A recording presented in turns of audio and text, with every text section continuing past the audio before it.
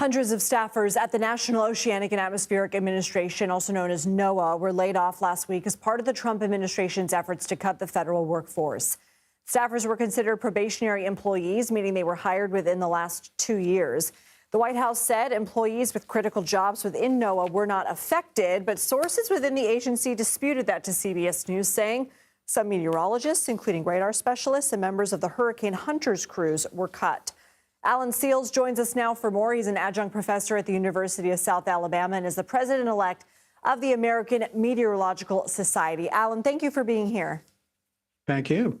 The American Meteorological Society released a statement saying these firings are likely to cause, quote, irreparable harm and have consequences for public safety. Can you expand on that?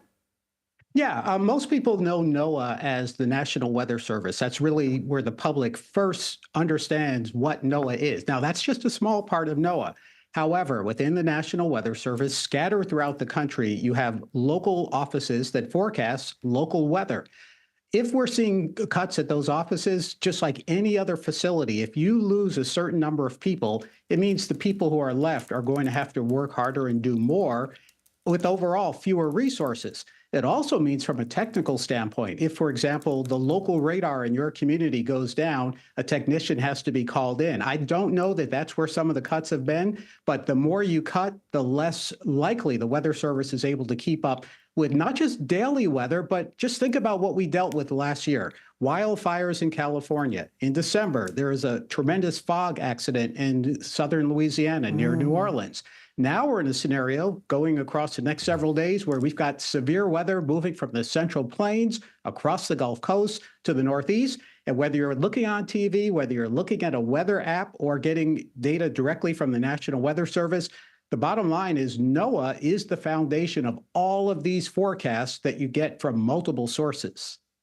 I mean, I'm one of those people who's sort of weather obsessed. I talk, it's what my parents and I talk about. It's what I talk about with anybody. This is what the weather is. So that's sort of like the cheeky, everyday way that I interact with the weather. But as you mentioned, there are such more serious complications like those fog alerts and things like that. I mean, do you worry for the nation's ability to prepare for extreme events? Oh, without a doubt. I've been a meteorologist for all of my career, almost 37 years on TV, working a lot with the National Weather Service and other NOAA employees. The Weather Service, and I'm not just saying this because I know these people, these are dedicated people who are passionate about the science of meteorology, about helping their communities. These people, even with cuts, they're going to keep on working because it is a mission, it's almost a calling for many of them to serve their communities.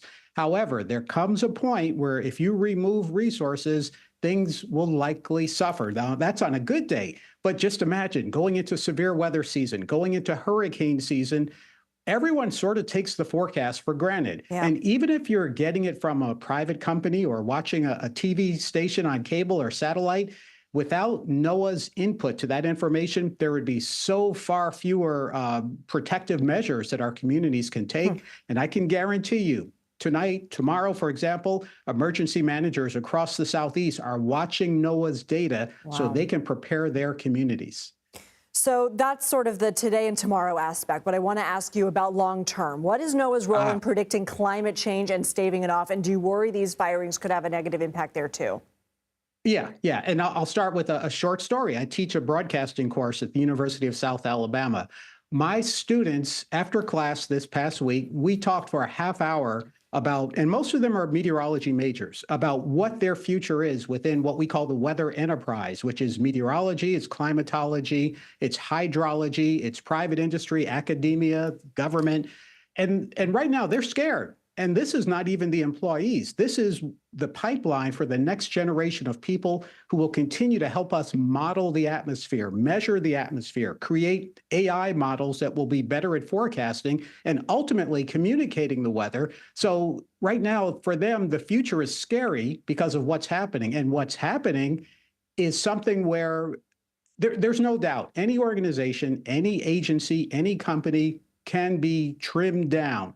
But what we don't see is a pattern of here's what we're doing and here's what the outcome is likely to be. And here's where we are going to fill those gaps. I use the analogy that NOAA, the Weather Service, it's sort of like a human body. There are certain parts you can remove, like the tonsils, the appendix, the wisdom teeth. But if you just go in and start taking parts out without a plan for how you're going to put it back together, there could be some serious dangers down the line. We appreciate that analogy, and I'm sure that you are those students' favorite professor. Alan Seals, come back and see us. Thank you. Thank you.